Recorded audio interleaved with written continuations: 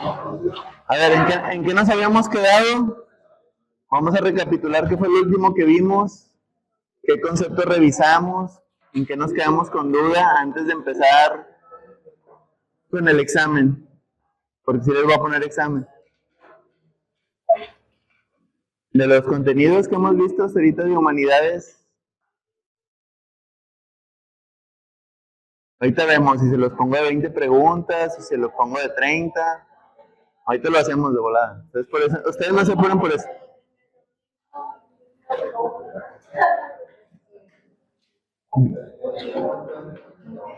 Vimos los conceptos de ética, juicio moral, derechos humanos, cuestiones de identidad. ¿Qué más vimos?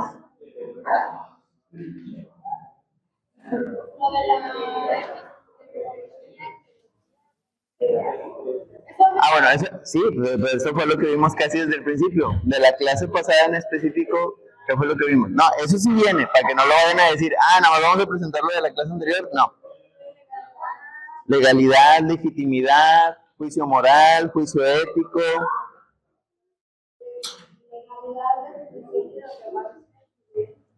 Relevancia jurídica, las cuestiones del juicio moral, qué es la ética y la moral.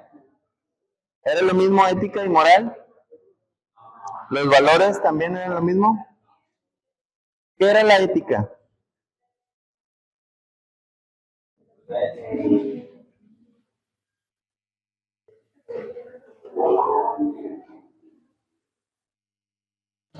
A ver, ¿la moral de dónde surge?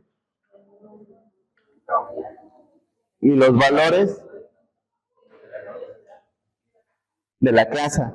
Entonces la ética es el conjunto de mis valores y la moral para dirigirme dentro de la sociedad.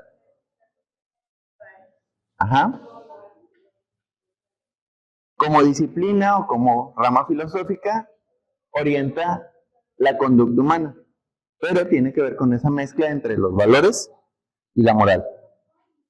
La moral, como dijimos, es propia, los valores vienen de casa y la ética es cómo me dirijo en cuestión de comunidad.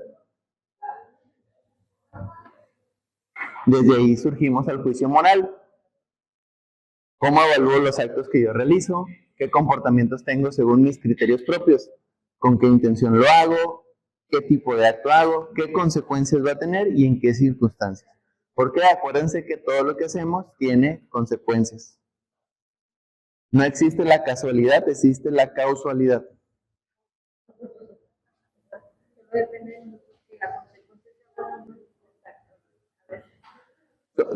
No es, la consecuencia no es ni buena ni mala, si nos vamos a los principios filosóficos, solo es una consecuencia. Dependerá cómo yo la tome y cómo me haga cargo de lo que decidí, si la considero buena o mala. A veces simplemente es, lo considero justo, pues actué mal, me pasó una consecuencia, hasta ahí. Entonces desde ahí nos vamos en estas cuestiones de juicio moral. No, como dicen, las cosas no ocurren por casualidad en estos conceptos, sino por causalidad. ¿Qué es la causalidad? Es la causa y el efecto. Siempre hay algo que se originó antes para causar ese efecto que está hoy en día. A toda acción hay una reacción, esos son los principios de la causalidad. Y tienen que ver con esta cuestión del juicio moral. Para que no nos vayamos tan lejos, no es como que nos vamos a ir a conceptos muy allá, sino en el juicio moral todo efecto tiene una causa. Entonces ahí nos vamos a libertad y responsabilidad. Yo tengo la libertad de elegir entre diferentes alternativas de lo que estoy haciendo. ¿Dónde estaba el foco de aquí? Ya se me olvidó.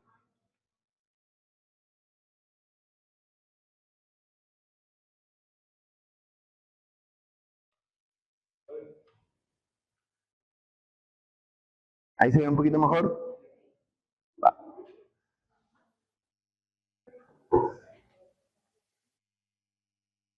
Ok. Les hablaba de libertad, que es la capacidad de elegir entre diferentes alternativas que tengo.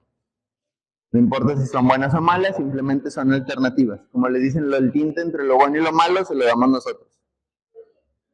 ¿Okay? Va a permitir mi autodeterminación, o sea, que la decisión sea totalmente mía, no esté fijada, o sí puede estar influida por los demás, pero nadie me está forzando a decidir, debo yo de autodeterminar.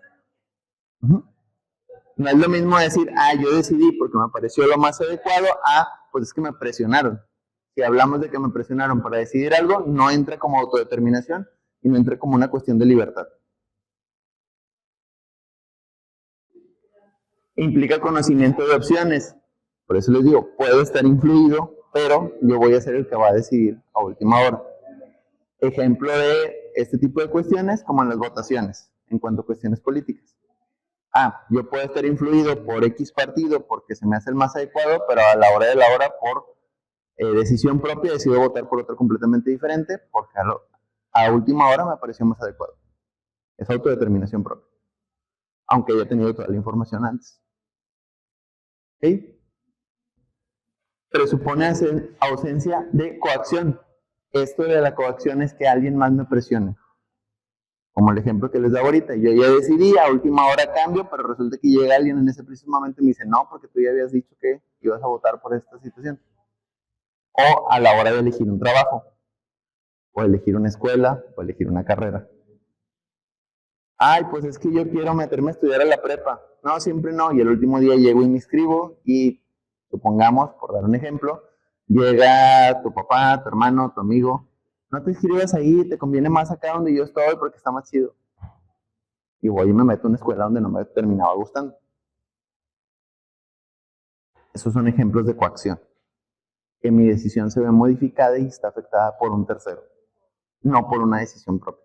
Ya si yo digo, bueno, sí me cambio porque yo quiero estar en ese lugar, que es mi amigo o porque pues, es lo que me alcanzan a pagar mis papás, ya hablaría de una autodeterminación, pero tendría que ver con que yo también asuma esas consecuencias.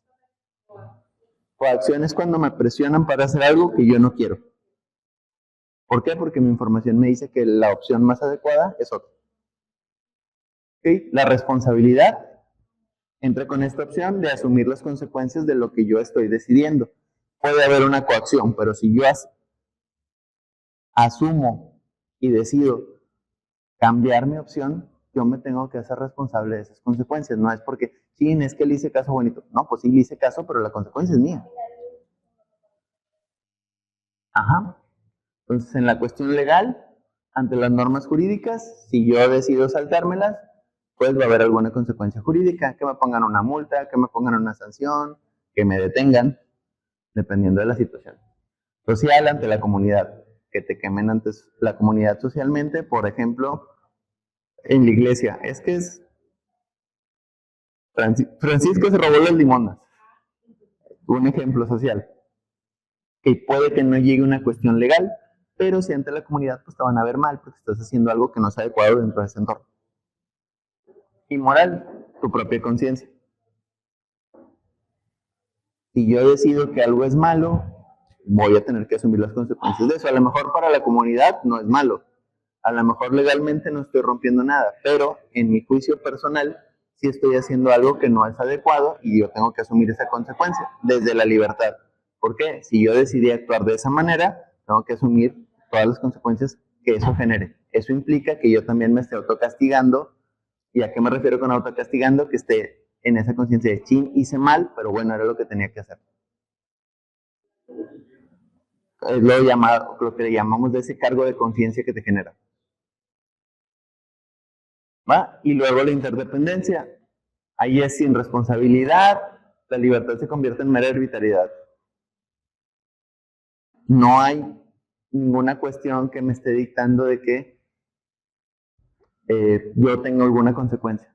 Por decir aquí, dice, la auténtica libertad siempre conlleva aceptar sus consecuencias. Causa, acción. Aquí en la interdependencia no acepto la causa. Yo simplemente hago una acción y la consecuencia que tenga, yo no la asocio conmigo. No hace la acción. Ejemplo de este tipo de situaciones en la convivencia con las personas. Pues es que sabes que yo denuncié, un ejemplo, que alguien estaba robando algo. pero no lo denuncio por el hecho de que está haciendo mal, lo denuncio porque tiene a lo mejor un puesto en un trabajo donde a mí me conviene y si él se va, pues yo subo. Ahí hablamos de una interdependencia. No lo hago como una cuestión moral. Ah, pero es que lo dejaste sin trabajo.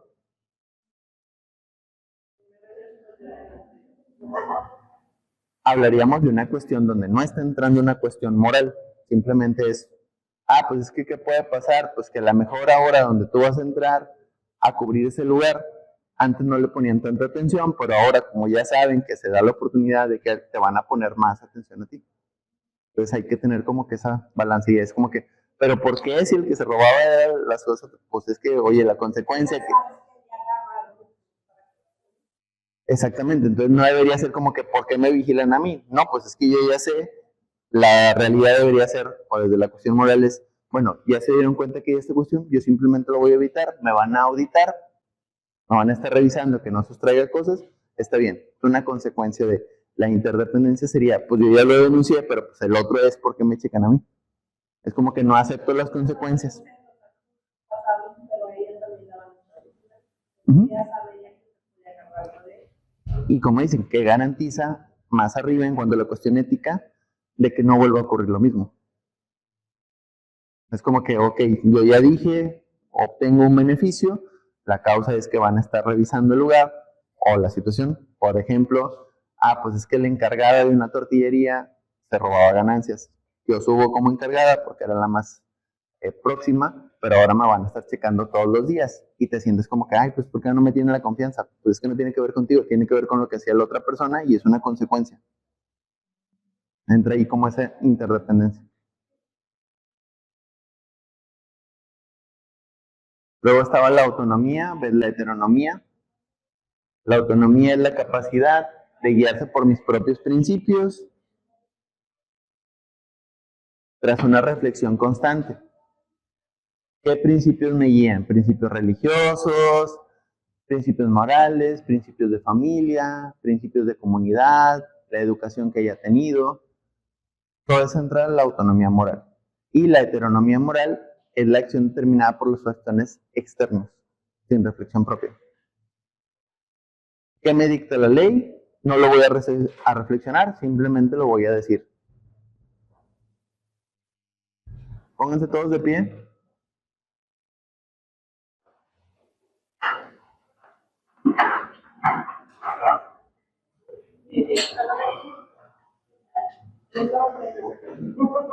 Pregunta súper importante.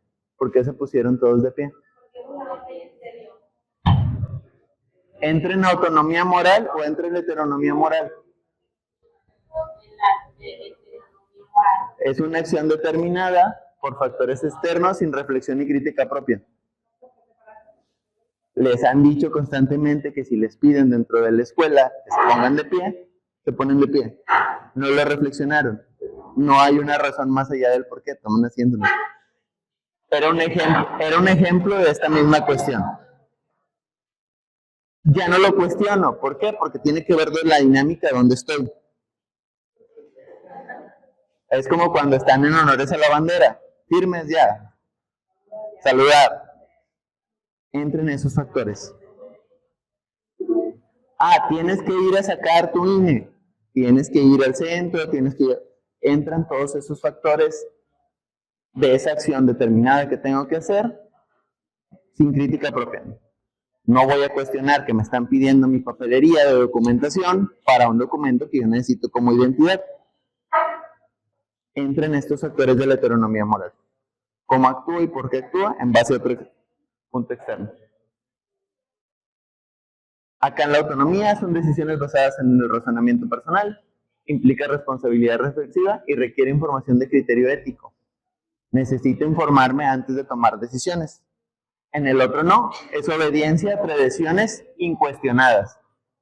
El ejemplo que les di, ponerse de pie, ¿por qué? Porque es una tradición que se ha hecho constantemente y es lo que te enseñan en la escuela. Bueno, se les enseñaba antes en la escuela, ahorita las generaciones de ahorita ya no llevan esa cuestión de ponte de pie, acomódate, párate. ¿Ah? De hecho, ya no se maneja en las escuelas de saluden cada que entre alguien. Ciertos maestros de ya otras generaciones y tienen todavía esa estructura dentro de la clase. Como les digo, tiene que ver con esa heteronomía moral, que costumbres ya están muy arraigadas y no cuestionamos. Lo mismo pasa en la iglesia. De pie, hermanos, arrodíllense, siéntense, oren. A ver, cuando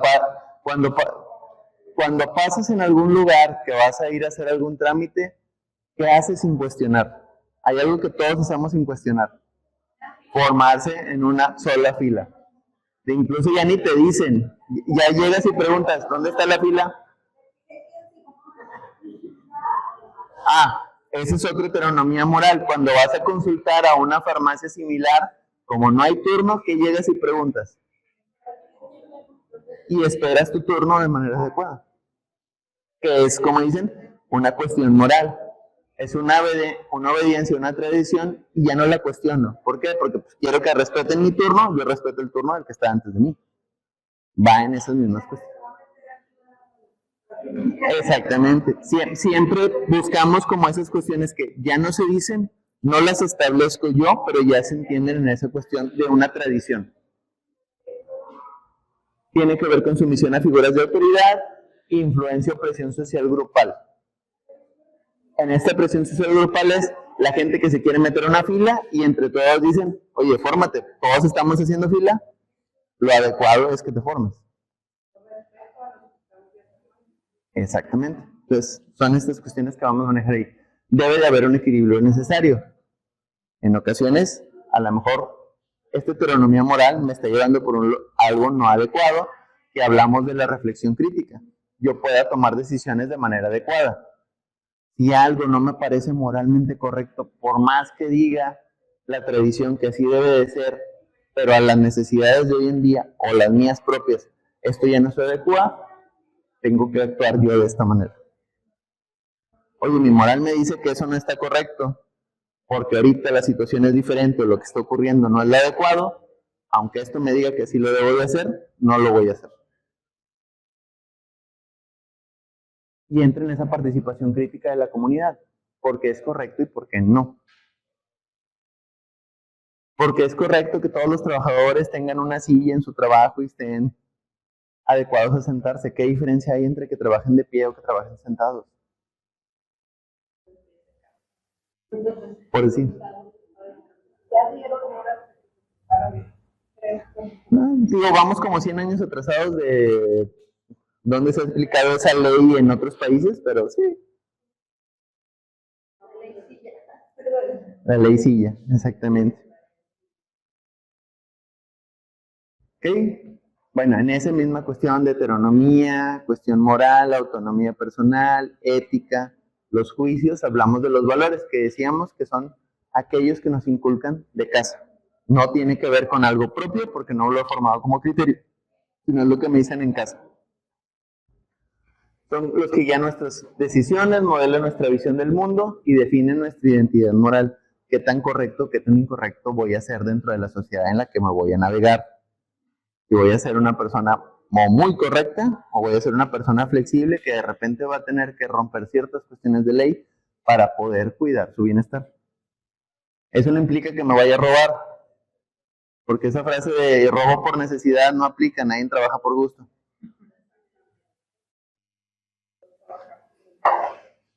Sí, por más que digas, ay, qué chido el trabajo, pues sí, pero llega un momento que de repente dices, ah, ya ando hasta el... No, y por eso siempre que me han querido robar, siempre les meto chingas. No, traigo un chingo de coraje. ¿Cómo es que no? No, pero son esas cuestiones que a veces se dan en los argumentos de la ética y la moral. De, por ejemplo, la gente que delinque habla desde esta cuestión ética o moral de ellos de decir es que robo por la necesidad para justificar una cuestión. No.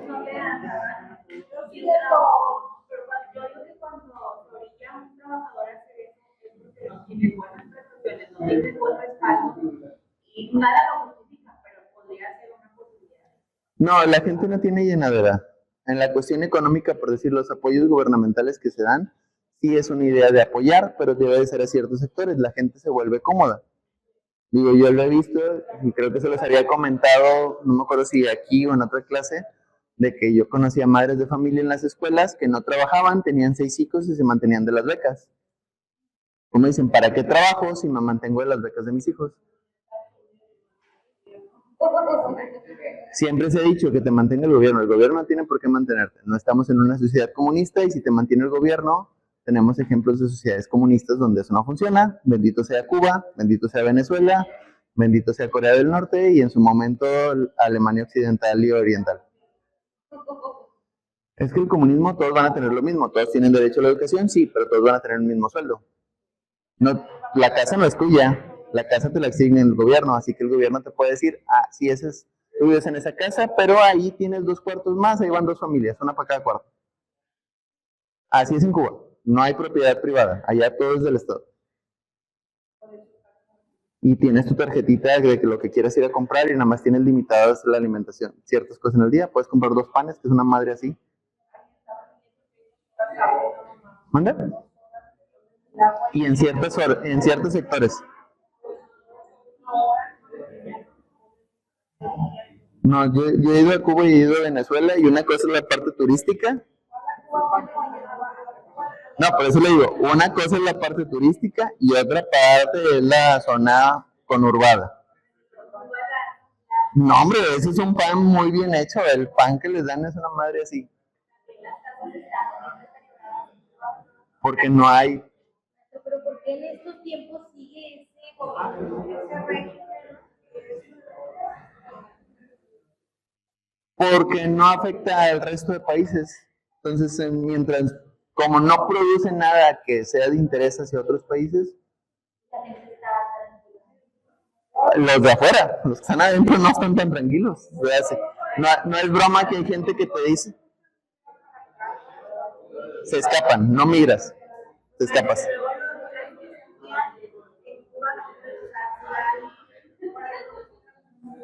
Es que ya tú no decides qué estudias. Allá te dicen, a ver, tú ya acabaste tu educación preparatoria, yo ocupo 50 médicos.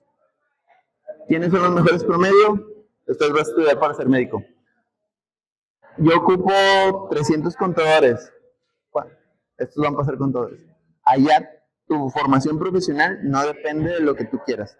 Depende de qué se necesita en ese momento que tú te estás graduando de una preparatoria. O sea, ya la educación es gratuita. Pero depende de qué es lo que se necesita. ¿Manda? Porque no hay doctores suficientes. Pero bueno, eso es otra cosa del sistema de salud de aquí de México. De hecho, nuestro sistema de salud estuviera colapsado desde hace años si no fuera por las farmacias similares. Pues es que ¿cuánto te tardas en ir a una similar a consultar? Una hora y media máximo y te gastas, ponle que en medicamentos 500 pesos. ¿Cuánto te cuesta ir a consultar al IMSS? Fuera de que te rebajen el costo, de lo que te rebajan ya por mes, ese día que tú no vas, porque regularmente siempre te consultan a contraturno, ya perdiste un día laborado, te van a rebajar ese día. Luego, si consultas en la mañana, tienes que estar desde las 6 de la mañana haciendo fila para que si bien te va, te consulten entre las 2, 3 de la tarde. No, entra el otro turno, pero todavía te siguen consultando porque ellos empiezan a consultar después de las 3 de la tarde, por dar un ejemplo. Sí, las consultas de los del turno de la tarde empiezan después de las 3. Sí, porque en la mañana, como le digo, entran esos factores. Tienes que llegar desde temprano si vas a consultar porque primero son los citados. Y si es que pasas. Si te toca en el mejor de los casos. Por eso les digo, son ejemplos de cómo entrarían estas cuestiones. Entonces, en esa cuestión de valores, de cómo manejamos la cuestión social, entra en por qué sí, por qué no, qué es lo adecuado y qué no. Valores de la cuestión de ir a consultar. No, pues está. Chicos. Entonces, en esa cuestión entra esta cuestión de los valores, de cómo me dicto. A ver, ¿qué es lo más adecuado? ¿A dónde me dirijo? Como les digo, comunidades como ejemplos de Cuba, sus valores ahí están, pero no entra nada más la cuestión de sus valores, sino también la cuestión política. Por eso les digo, está la autonomía y está la heteronomía. La autonomía de ellos como ciudadanos de poder decidir ciertas cosas propias, la heteronomía de lo que les dicta el gobierno. Aquí aplicamos lo mismo. Obviamente no tan marcado porque somos otro tipo de gobierno, por así decirlo, porque tiene sus vicisitudes. Entonces, en cuanto a esos valores de identidad moral de uno como individuo, lo primero es que son universales. ¿Ok? La cuestión de la ética, de la moral, de la honestidad es universal. No es nada más. Aquí en México somos bien honestos. Pues no es cierto. En todos los países hay cuestiones de valores de honestidad. No nada más aquí. Ah, pues es que yo soy una persona muy justa. Eso también aplica en muchos lados. No nada más tiene que ver con la cuestión de aquí. ¿Sí? La mayoría de los valores son universales. Obviamente algunos se van a favorecer más, otros menos, dependiendo del lugar, contexto o situación. La cuestión de la humildad. A ver, ¿qué es su cuestión de humildad? Ajá. No tiene nada que ver con que el pobre es el pueblo bueno. No tiene nada que ver la humildad con eso. Simplemente reconocer cuando uno está equivocado, cuando a veces no tiene la razón, o cuando uno puede cambiar de opinión. Eso se habla de humildad, de no ser excesivamente rígido. Eso es una cuestión, eso es una persona humilde, no una persona que está de bajo recursos económicos. O una persona que brinda ayuda a los demás. Eso tiene que ver con la cuestión de humildad.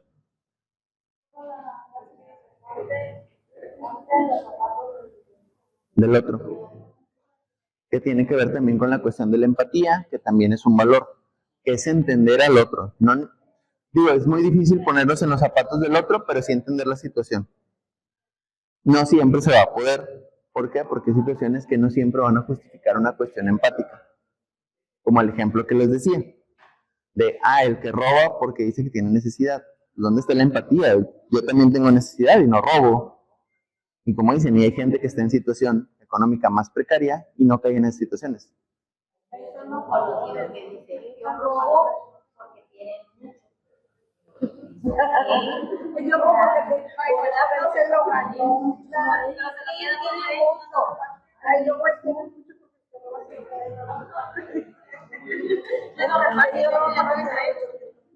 es que ahí hablamos, ahorita que dice usted la palabra, que qué tendría de esa cuestión de nuestra ética propia. A ver, el que tiene mucho, porque tiene mucho.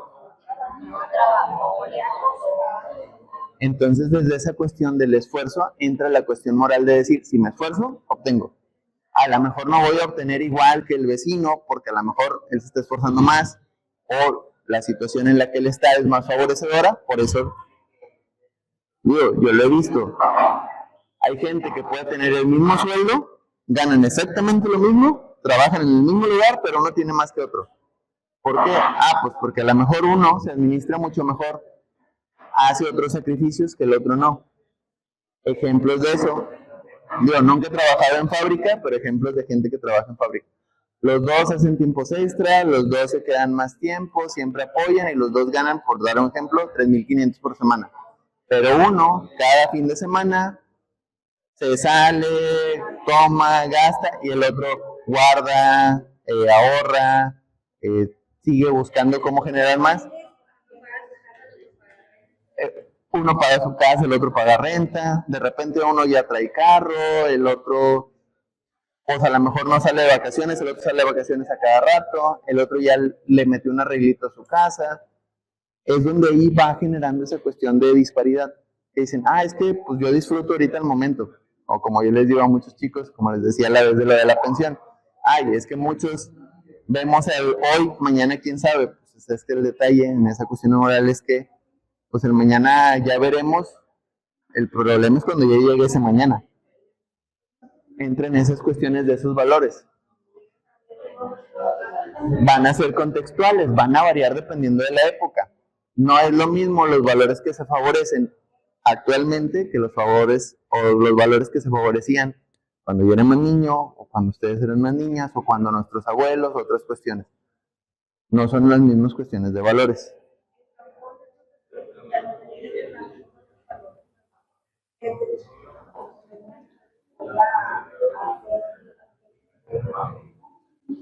Pero en la cuestión de las sociedades asiáticas sí te inculcan mucho esta heteronomía moral.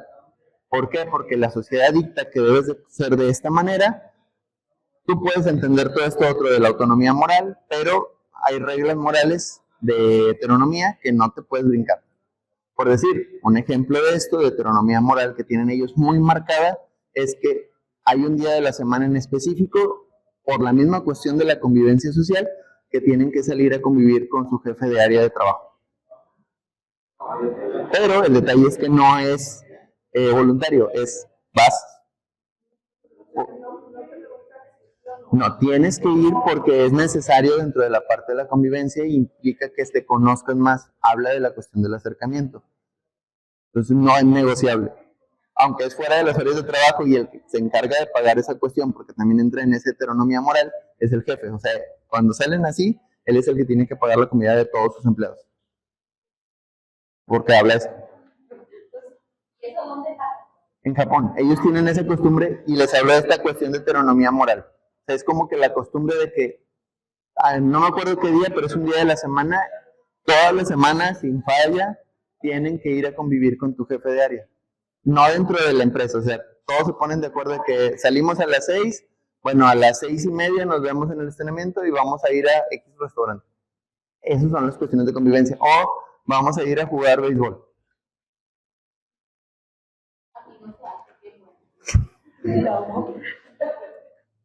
Porque digo, son cuestiones de convivencia. Lo que pasa es que ya tienen que ver con esta parte de fomentar la socialización entre la gente. Ajá, que la idea es que ellos pueden convivir como comunidad, pero también en cuanto a su autonomía moral, ellos son muy individualistas. Entonces, si no te forzo a que interactúes con alguien más, lo vas a evitar hacer a toda costa. Entonces, por eso es como que se establece esta heteronomía moral para que interactúes. Porque ya si son muy como, pues si no tengo amigos, pues no tengo amigos. Si no tengo pareja, pues no tengo pareja. Yo sigo produciendo y sigo siendo un miembro productivo. No me importa todo lo demás. Entonces, ¿cómo lo establezco? Lo pongo como una cuestión moral legal dentro de la comunidad. Pues ahora por legalmente, y eso está establecido en sus leyes, que tienen que ir un día a la semana a convivir. Pero es para que generen esa interacción social. Porque no la tienen. Como es muy estricto y rígido su sistema, como les digo, tiene que ver con esos valores contextuales. Te hablo de que debes ser empático con los demás, pero también te fomento mucho el individualismo, se contrapone, entonces tengo que buscar cómo lo nivelo. Personales son los configurados por la familia, educación y experiencias. Como les digo, en esas mismas cuestiones, una cosa es el concepto de familia aquí en México, otra cosa es el concepto de familia, en este caso, por dar un ejemplo, Argentina. Ellos tienen un concepto de familia parecido al de aquí, pero sí varía en ciertas cuestiones. Por decir, para ellos en Argentina, sí implica que a partir de cierta edad, tú como hijo te independices. ¿Estés casado o no? ¿Ya pasaste de cierta edad? Vámonos. ¿Por qué? Porque implica que te empieces a ser responsable. Y eso lo tienen como costumbre ellos de cuestión. O sea, incluso allá es más como que a cierta edad, yo te ayudo a buscar un departamento. Te pago los primeros meses de renta, pero ya después... Pero tiene que ver con una cuestión de costumbres. O sea, allá sí es como que, a ver, tú a los 10, bueno, creo que en Argentina es sí, pues, creo que ya volvieron a cambiar a los 18, hubo un tiempo que fue a los 21.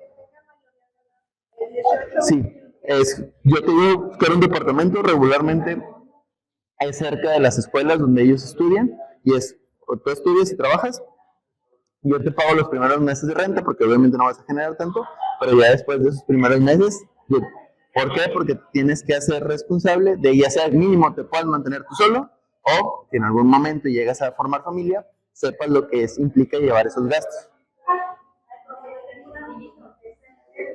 En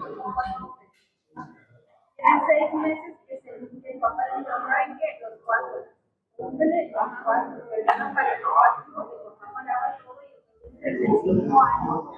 Porque generas entre, como les digo, estas cuestiones morales y personales.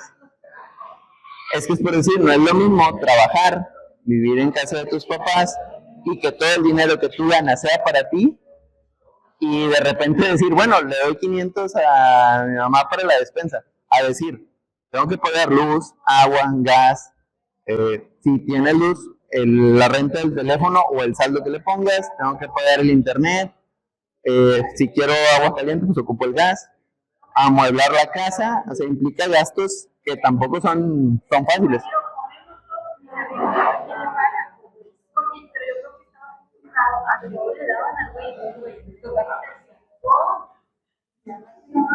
Pues es que, digo, sí implica esas cuestiones de valores morales, porque como les digo, muchos se acostumbran a que llegue el momento de que pues ya trabajo, pero pues todo el dinero es mío, a ya irme a vivir por mi propia cuenta, a decir, pues tengo que pagar todos los gastos que eso genera.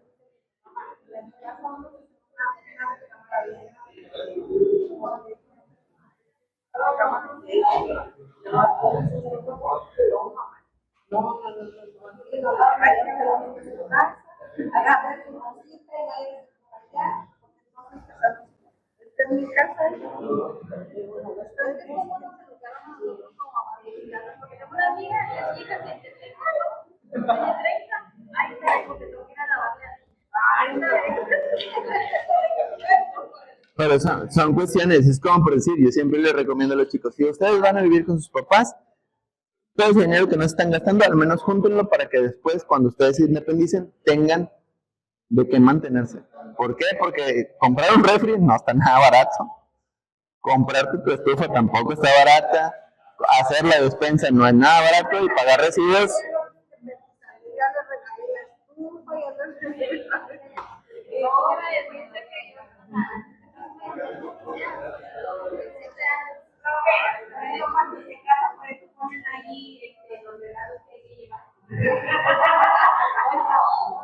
Sí, o sea, fuera de broma, mucho de lo que obtienen algunas personas tiene que ver con eso, pero por eso mucha gente ya cuando ya le piensa para casarse, porque es como que, oye, pues sí me la peleo bastante para independizarme, pagar una renta y ahora se supone que comprar una casa tampoco ahorita es tan fácil ni tan accesible, implica todos esos gastos.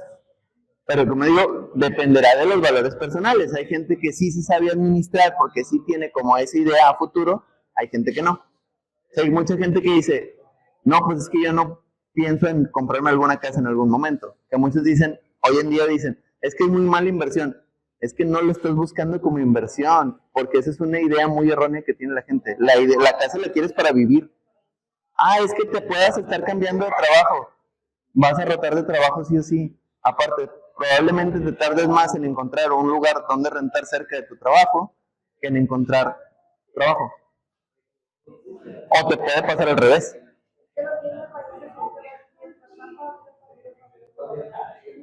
Es que hay otra cuestión. En esa cuestión económica, no nada más es que los bienes raíces vayan para arriba, es que económicamente se deprecian ciertas cosas como el salario.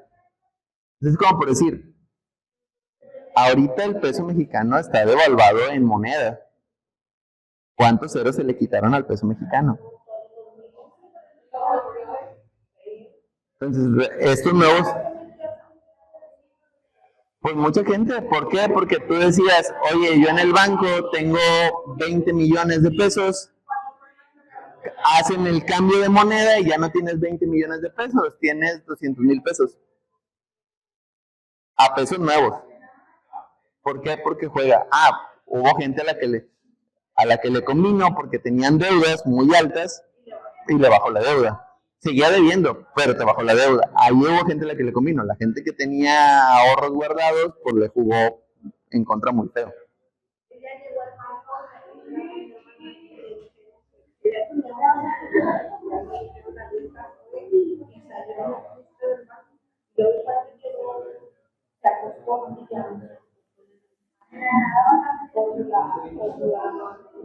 La impresión. Pero bueno, entonces hablábamos de esta cuestión de independencia, de juicios, de valores, de por qué a veces hay gente que se independiza, no, cuestiones de países. Están jerarquizados, dependiendo de la situación que yo esté pasando, va a haber un valor que se va a anteponer primero a otro.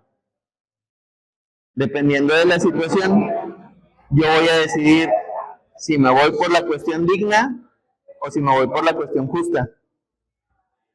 O si me voy por ser empático.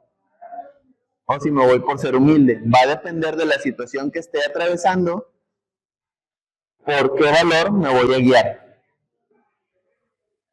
Entonces, la principal punto es, nuestros valores nos permiten tomar decisiones más coherentes y auténticas. En situaciones complejas, recurrimos a nuestra jerarquía personal. ¿Por qué me voy a basar primero? Si porque soy honesto, si porque soy justo, si porque soy equitativo, si porque soy empático, dependerá de qué. O ninguna de las anteriores, porque a lo mejor la situación es tan difícil que no me voy a poder guiar por algo moral.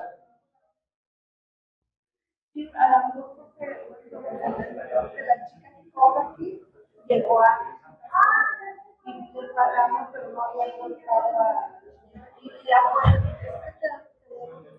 no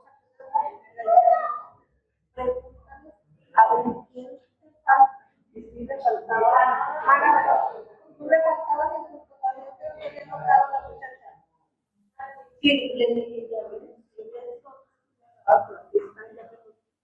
Ahí hablamos de esta jerarquía. Era un dilema ético. ¿Por qué? Pues implicaba, pues, dámelos. Pero, como digo, entre ese dilema ético, ¿qué entra primero en mis valores? Mi necesidad, mi humildad, la cuestión de justicia, la cuestión de honestidad. Ahí es donde yo decido qué va primero. Por eso también ahí es donde aplica esta frase, el fin justifica los medios.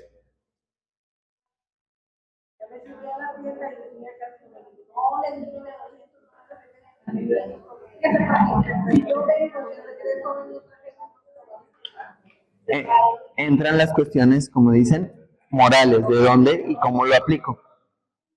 O, ejemplo de lo de la fila, se va alguien de la fila y te dice, cuídame el lugar, y luego se sale y tú avanzas. Puede ser ético guardarle el lugar o decir, oye, pues yo tengo prisa, pues ¿para qué se va?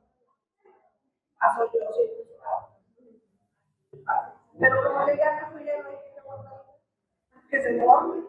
Exactamente, que dices, ahí es donde juega este juicio ético de, bueno, paso a alguien más para guardarle el lugar y así. O, oye, pues es que ya llegué, ya no le puedo guardar el lugar porque sigo yo. Entra ahí mi dilema ético de, o paso yo y pues bueno, ya ni modo, yo te cuidé el lugar, pero te tardaste más de lo que yo me tardé en llegar, pues ya no puedo hacer nada. O ya cerraron, o puede pasar, como les digo, dependerá. Como les digo, cuestiones de equidad, hablamos de igualdad, proporcionar recursos idénticos a todos. ¿Okay? Todos tenemos derecho a la educación, a la salud, hablábamos de esta cuestión, mismo trato para todos. ¿Okay? No considera necesidades específicas si hablamos de igualdad. ¿Okay? Todos tenemos los mismos derechos, a lo mejor alguna necesidad específica se sale de esa cuestión, pero todos tenemos ese derecho, como la cuestión educativa, la cuestión de la salud, la cuestión de la buena convivencia. ¿Okay? ¿Qué detalle tiene? Perpetua desventajas. Por decir, si alguien está en silla de ruedas, pues va a haber lugares que no son tan accesibles para él. Hablamos de ahí de esta cuestión. Puede acceder a una escuela, pero si la escuela no tiene rampas, no está tan igualitario.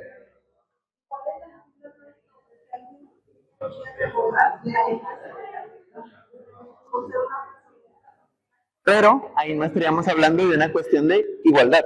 ¿Por qué? Porque se está favoreciendo necesidades específicas. Sale de la cuestión de la igualdad. Se hacen adaptaciones que tienen que ver con otra situación. No es lo mismo igualdad que equidad. Acá tiene que ver con ajustar las distribuciones según las necesidades. Como este ejemplo que da usted.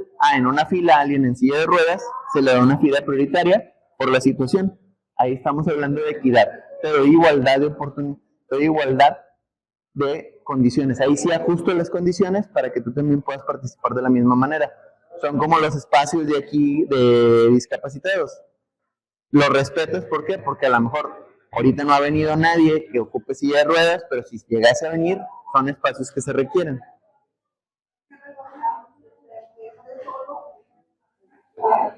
Como dicen, en esta cuestión de equidad se busca compensar desventajas de origen. ¿Qué dificultad hay de origen? Económica, física, cualquier dificultad que pueda haber. Pueden ser cuestiones visuales, auditivas, dependiendo de lo que esté ocurriendo en el entorno, se busca que se genere esa cuestión de equidad. Aplica también con estas cuestiones de ajustar la cuestión de los derechos de las mujeres, que sea equitativo. ¿Por qué? Porque si hubo en algún momento que era no equiparable los derechos que podía acceder la mujer con los que podía acceder el hombre. Digo, ahorita ya se volvió disparejo otra vez, pero hacia el otro lado. Digo, las que sean mamás y tengan hijos y ahorita les pregunten cómo está ese business de que se pueden exponer a situaciones donde si una chica les dice él hizo algo, es su palabra contra la palabra de su hijo. Y en otras cuestiones, como dicen, hay ciertas cuestiones donde sí hay disparidad, pero en cuestiones legales ya se volvió disparejo hacia el lado contrario. ¿Anda? Es que, como dicen, una cosa en la cuestión legal hay disparidad, pero en la cuestión social se sigue, como dicen, no está equitativo de manera general. Se generan desigualdades por esas cuestiones. Como dicen, se intenta equilibrar, el detalle es que equilibras en un lado y desequilibras en el otro. El detalle es ese, como dicen, no se logra nivelar porque cargan más en la cuestión, por decir, moral, pero la cuestión de justicia pierde peso. Sí, y luego ajustas en la cuestión de la justicia para que se equilibre, pero la cuestión moral, bueno, sí pierde peso. O sea, entonces se generan esas desigualdades, se vuelve difícil de ajustar.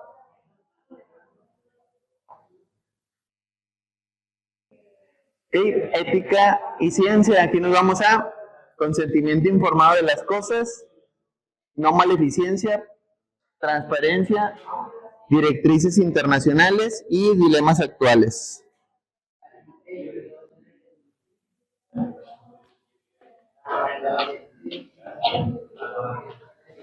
Ok, este consentimiento informado garantiza la participación voluntaria y consciente. Ahí dice estudios científicos, no nada más en estudios científicos, en todo lo que se aplica.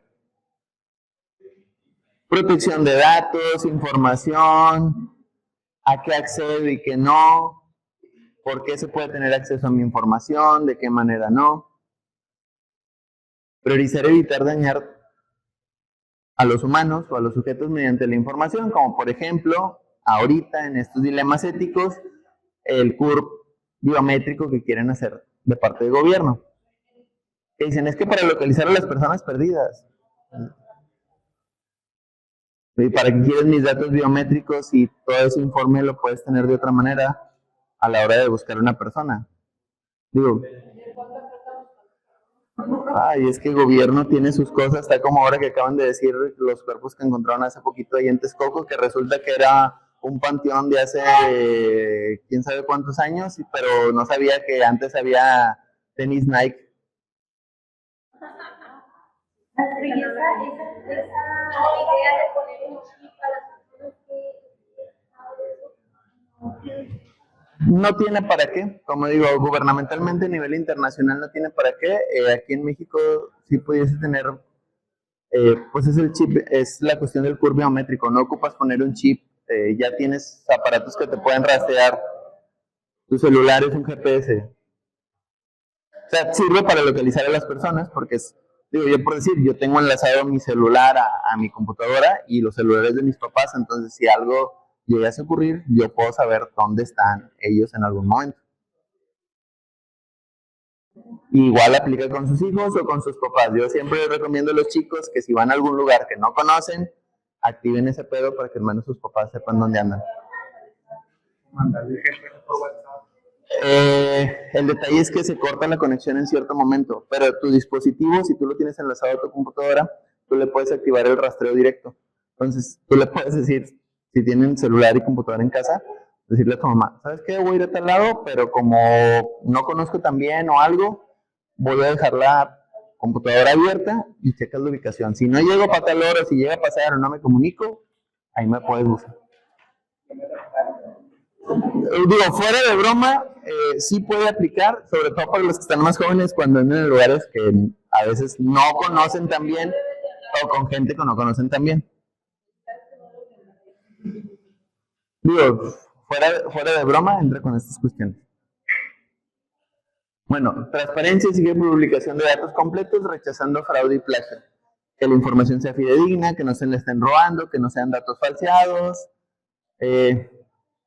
México ya no lo tenemos. Hace unos días acaban de desaparecer el INAI, que era el Instituto de la Información Pública, que le exigía al gobierno de, me estás diciendo que te gastaste tantos millones en una obra, muéstrame las facturas. Y tú como ciudadano, si querías, podías consultarlo. Y dicen, no toda la gente lo consultaba, no, pero podías acceder a la información. Accedía. Pero pues ahorita, como ya no hay censura, pero le dices a un periodista que ya no puede publicar en 2 años mientras se va esa gobernadora del estado a la que criticaste, pero no hay censura. O despides a un periodista, pero no hay censura. O a una persona que le pusieron, es que esta persona está en el puesto porque su esposo es de tal partido de gobierno, pero no hay censura, le exiges que durante 20 días le pida disculpas en redes sociales y aparte no puedes hacer nada de periodismo durante 2 meses, pues no hay. México, en fin. Bueno. Veracruz. Maestra jubilada, le estaban pidiendo cuota. Pero no, según nuestra querida presidenta, no hay violencia, todo está perfecto. Becas para todos, para que nadie se entretenga con todo el desmadre que está pasando. Digo, el detalle es que no se den cuenta que eso también afecta al crimen organizado, porque pues, si no hay ingresos, ¿quién compra droga? Es un perjuicio a final. Rompes el círculo, entonces ¿qué va a causar? Es como dices, ¿de dónde obtienes recursos? Si no hay recursos, ¿cómo? Es como dicen, en Cuba hay tráfico de estupefacientes, pues no tienen ni para comer, menos para andar.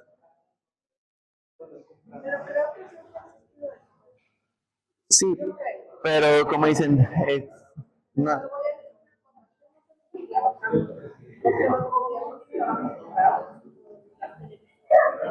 Que dicen que no se ventilaron no significa que no existiera, no te dabas cuenta tan fácil, pero como dicen, siempre ha habido, el detalle es que no se hacía tanto ruido.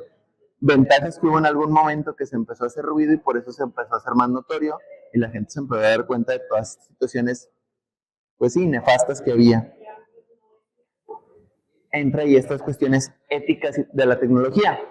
A ver, antes era lo que pasan en la tele y esto es lo que puedes ver y hasta ahí te quedas. Periódicos y en el mejor de los casos, si tenías algún familiar que trabajara en gobierno, te podías enterar de algunas cosas adicionales.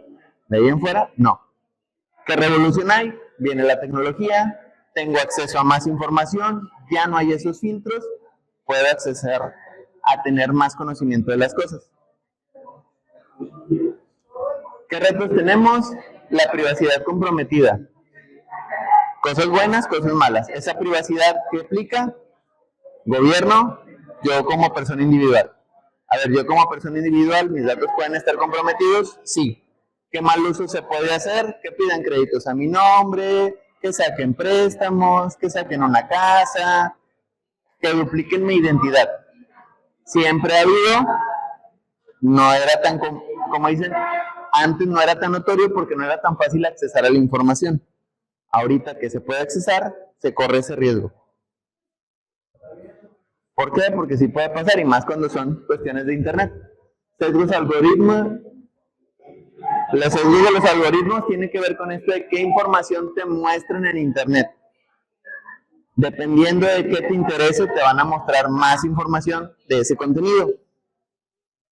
Y te van a omitir otra. Por eso se dice, es que cómo busco información más interesante, pues buscándola. ¿Por qué? Porque el algoritmo siempre te va a mostrar lo que es más, pues sí, lo más viral. Entonces, si no buscas información de política, no te va a salir nada de política. Por eso enséñense a educar sus algoritmos. Si les sale puro mugrero, es porque buscan puro mugrero. Ajá, o sea, por decir, si a ti te gusta cuestiones de arte, por decir, aquel compañero que le gusta el graffiti, Si él busca pura información o videos de graffiti, de arte urbano, pues te va a favorecer esa cuestión del algoritmo. Como vas para aumentar y calentar y todo eso.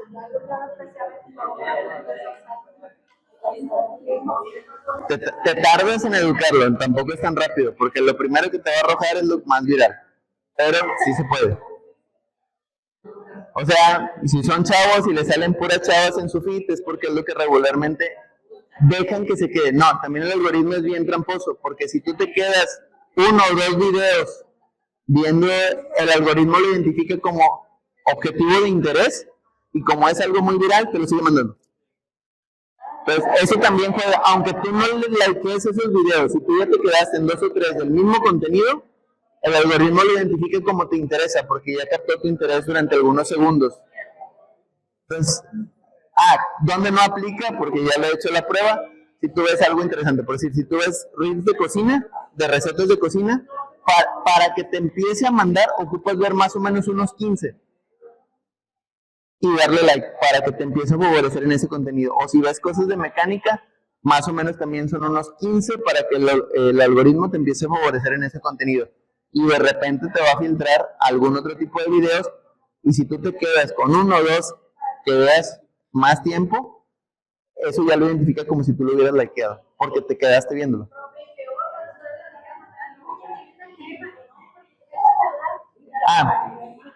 Bueno, ahí dice de redes sociales y Big Data, hay algo que se llama metadatos. Esos metadatos son tus datos de interés, por decir, a ver,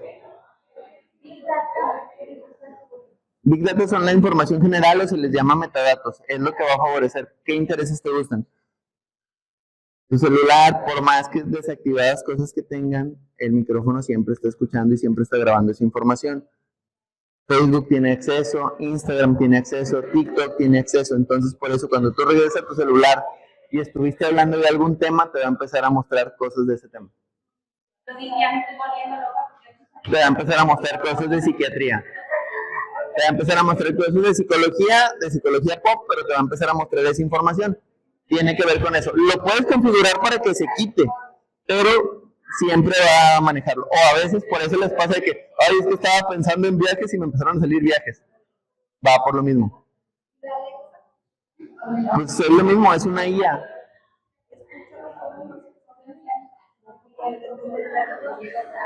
No, pero como quiera sigue activo. Mientras esté conectada, sigue activa. O sea, si está conectada a corriente, no se apaga por completo, se le llama sistema de suspensión.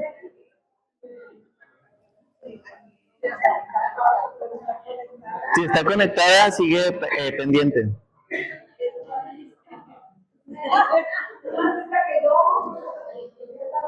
Pero bueno, ¿qué vemos en eso? Transparencia de los algoritmos, de los procesos internos, explicabilidad de sesiones automatizadas, porque, como les digo, de repente, si yo estaba interesado o estaba buscando algo, me empieza a arrojar información de esa manera. Es como les digo, si yo busco cuestiones de información financiera, me va a arrojar información financiera. Pero también depende de dónde lo busquen. No es lo mismo que yo lo busque en Google, que está un poquito más limpio en ese sentido, a que lo busque, como les digo, en Facebook, en Instagram, en TikTok, en Threads, o lo busque en X, que es otra de las redes sociales que no se usa tanto, pero dependiendo de cómo lo busque es lo que me va a favorecer en ese información. Y como les digo, depende de dónde. No es lo mismo el contenido que te va a arrojar en un TikTok que te va a arrojar en un YouTube. Regularmente en YouTube te va a arrojar videos mucho más largos de la explicación. TikTok te va a arrojar un video de explicación de máximo 1 minuto, porque no son videos tan largos.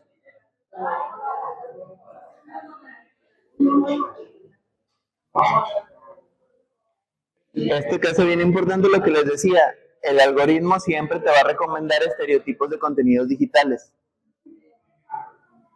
Siempre te va a mandar lo más viral cuando acabas de abrir una cuenta nueva. Hagan la prueba, háganse un correo nuevo, se meten a TikTok y te va a mandar primero lo más viral. A lo mejor que tú no conoces. Entonces, conforme tú vas viendo, vas filtrando, no es lo mismo que tú te metas a búsqueda y busques cosas más específicas. Eso sí va a ser el giro de que el algoritmo te muestre otro tipo de cosas.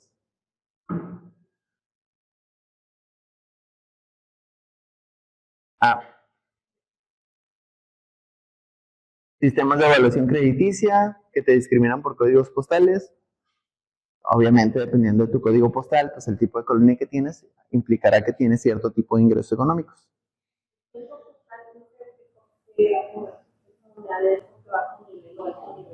Ajá.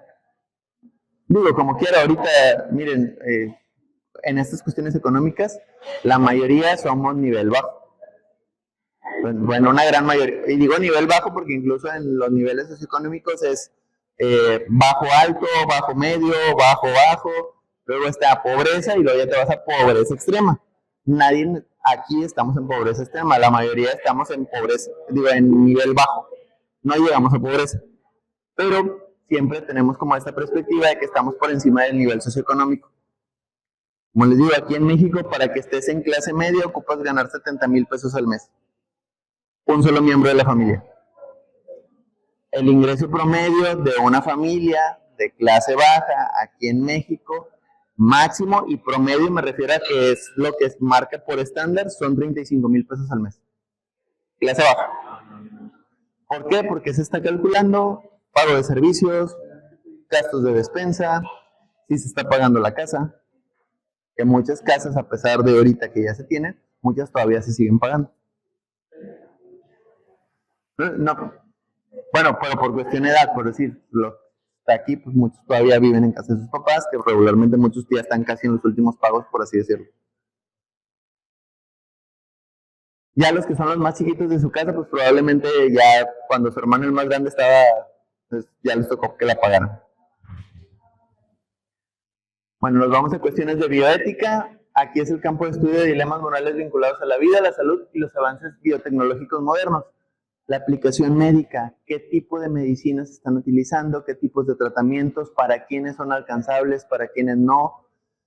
Esta capacidad de yo como paciente para tomar decisiones y consentimiento informado. Por decir, ejemplo médico, yo que tengo miopía, ¿por qué decido no operarme? Si ya es más alcanzable, pues simplemente es por gusto.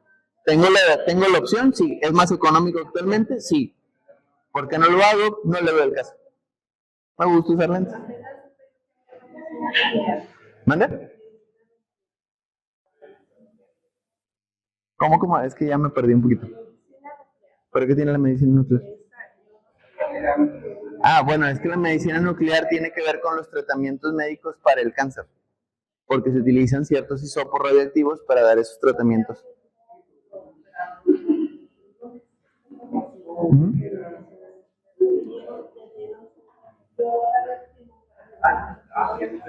Ya. La quimioterapia me hizo conocido en un hospital, Una sesión. Más o menos. Una persona de bajo recursos no puede pagar eso. No, y te tienen que dar cierto medicamento para que también la radiación que te dan no te pegue tan fuerte. Por eso no sé si se acuerdan que hace algunos años salió una nota de que, no me acuerdo si en Veracruz o en Yucatán, Javier Duarte cambió ciertos medicamentos que se le daban a los chicos de tratamientos de cáncer con agua. Pero ese medicamento es para que la radiación no pegue tan fuerte y se encargue, como que en este caso, de destruir las células cancerígenas. Que acuérdense que una célula cancerígena es una célula que se reprodujo con un error biológico. Ya lo veremos cuando veamos lo de biología. Algo en la información se reprodujo de manera errónea y se empieza a reproducir de manera constante. No. No, regularmente son mediante donaciones o fundaciones que se encargan de costear ese tipo de costos. Porque como dicen, una sesión de quimio te sale más o menos en eso. Y no tanto por el uso del aparato radiactivo, sino por el medicamento para que no te termine. Porque si lo usas sin ese medicamento, sin esos medicamentos, y no es lo mismo para niños ni para adultos. Porque pues, obviamente varía a cuestión biológica.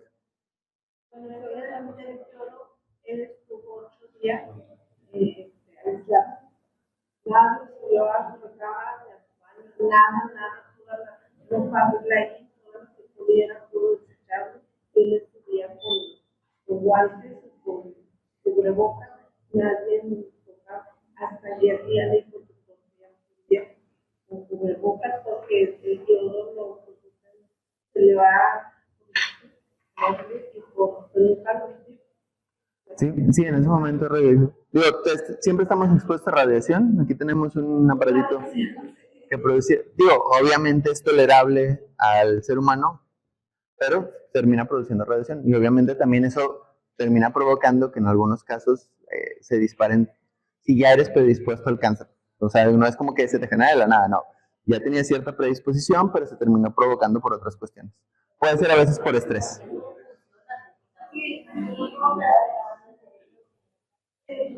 Bueno, se busca que esta cuestión no genere maleficencia, causar daño innecesario, sobre todo a la hora de hacer pruebas con medicamentos.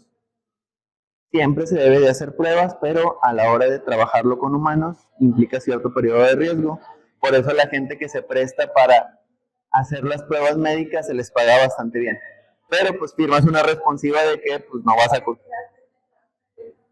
Es que a veces es necesario. por eso los animales también. Uh-huh. Sí, pero el detalle es que por más que un animal tenga cierta similitud, no reaccionan igual que un ser humano. ¿Por qué? Porque a lo mejor ellos pueden ser o mucho menos tolerantes o más tolerantes para esas cuestiones. Entonces el ser humano a lo mejor es menos tolerante y lo que al animal no le afectó, ¿sí? Digo, te pagan bastante bien, pero no, por decir, hay gente que se le paga para probar medicamentos. Yo tenía una amiga que cuando estaba estudiando en la facultad fue a hacerse pruebas, pero le dijeron no puedes venir más de 3 veces en un año. ¿Por qué? Porque no sabemos a largo plazo qué tantas consecuencias puede haber con los medicamentos. Dice, y regularmente son estudios longitudinales. Si tú hiciste una prueba, al siguiente año te vuelven a hablar, te vuelven a hacer estudios para ver si no hubo algún cambio, alguna reacción y ya. Pero te terminan pagando como 10,000 pesos por prueba.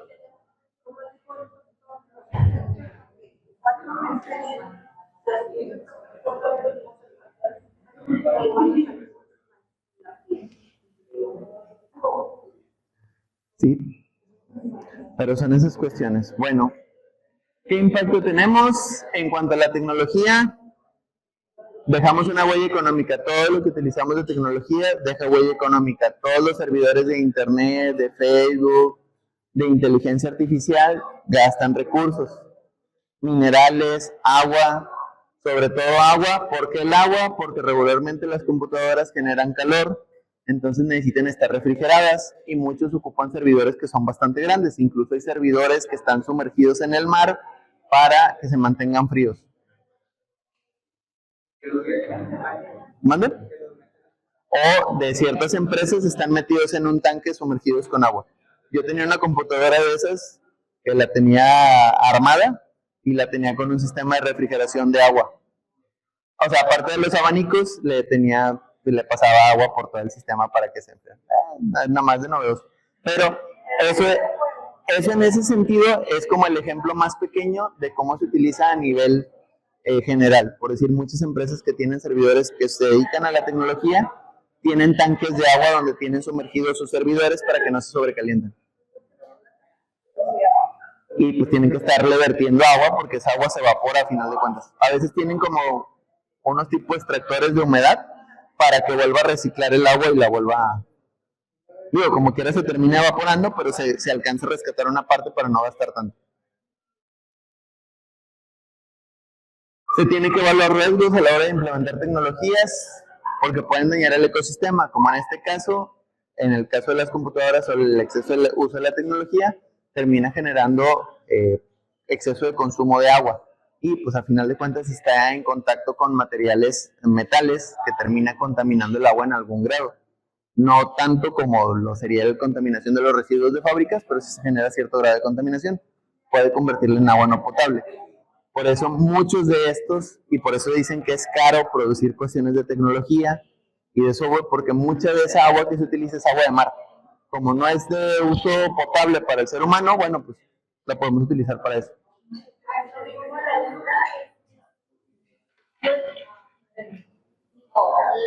ser humano es mucho más inteligente que una máquina, pero yo, por ejemplo, pregunto algo y ¿quién me contesta? Es bien tonta mi pregunta, pero cómo está Sí. toda la información. Antes, ¿dónde se almacenaba? En libros. Por eso hablamos de la cuestión de la axiología, de la epistemología. A ver, ¿cuál era la que se encargaba de comprobar los datos y la veracidad de las cosas?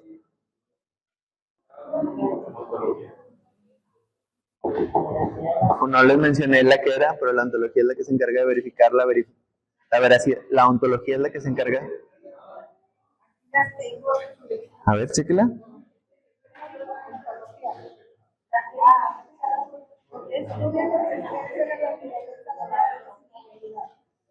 La ontología es para reflexión personal. Pero también cambian la cuestión de datos. El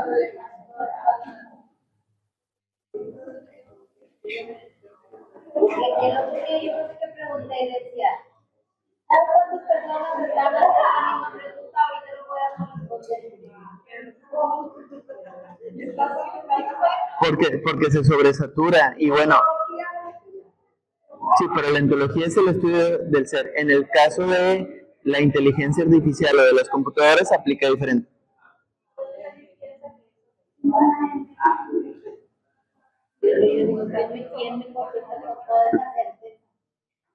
Es que por eso hablamos de que tenemos que cuestionar desde la epistemología quién validó esos datos.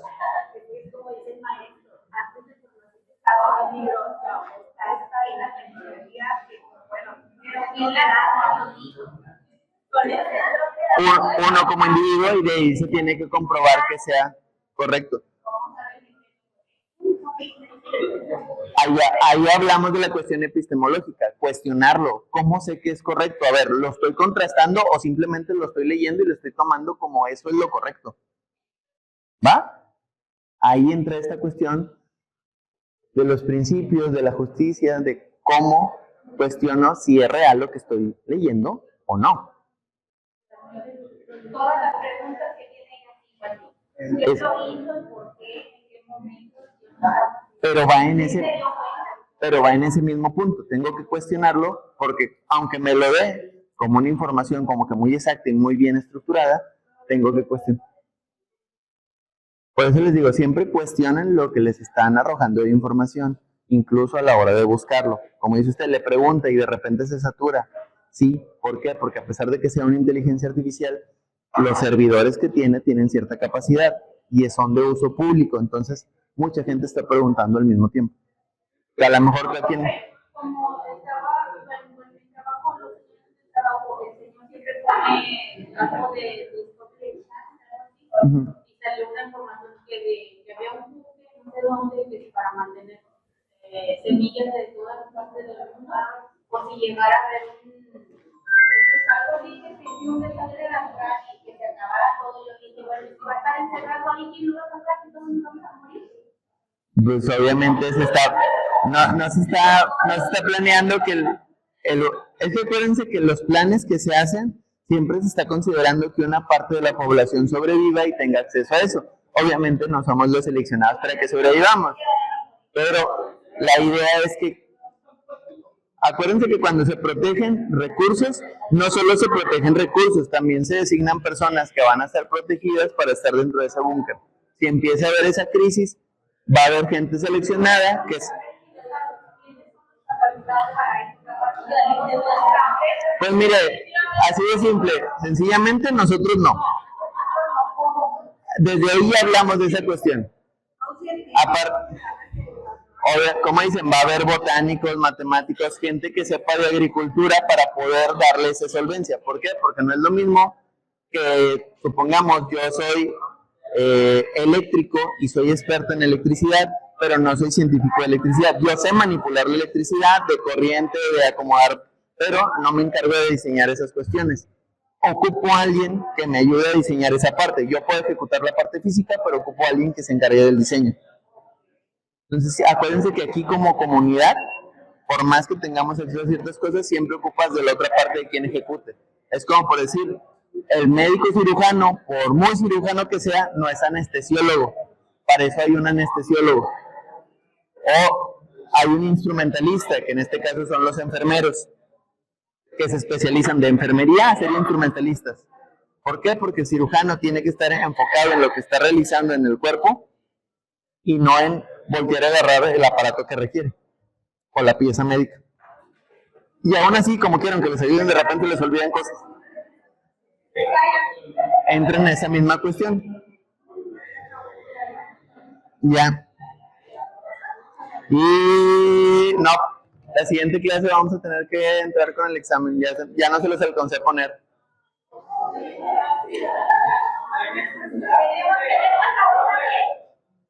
No, pues ahora sí les va a tocar suerte, porque ahora sí les va a mandar la información. Vamos a ver si es cierto la siguiente clase. Bueno, esa es la última parte, la cuestión de desarrollo sustentable. ¿Quién es el que se encarga? Ese autor, Brundtland, de 1987. Ya había principios de computadoras en ese año. Ese es el año donde viene la información, donde se empieza a hablar de la tecnología en el uso humano. 1987. Ya se habían creado computadoras antes, pero a partir de que se empezaron a crear, se creó este concepto de desarrollo sustentable.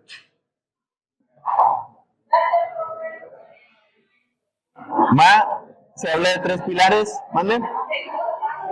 De esos 3 pilares, ¿cuáles son? El económico, social y ambiental. ¿Por qué van de la mano? Ya.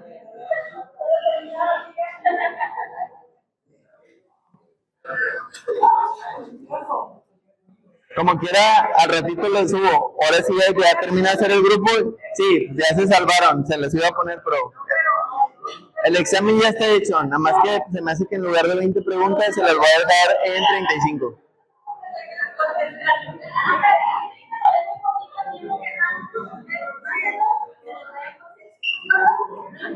Sí, no, sí se los puedo mandar y la idea es que en algún momento les habilitemos la plataforma para que ustedes hagan simulaciones de exámenes. Ya tenemos una, pero el detalle es darles el acceso. El detalle es que el link... pues tienen clase de computación con el ingeniero Gustavo, ¿verdad?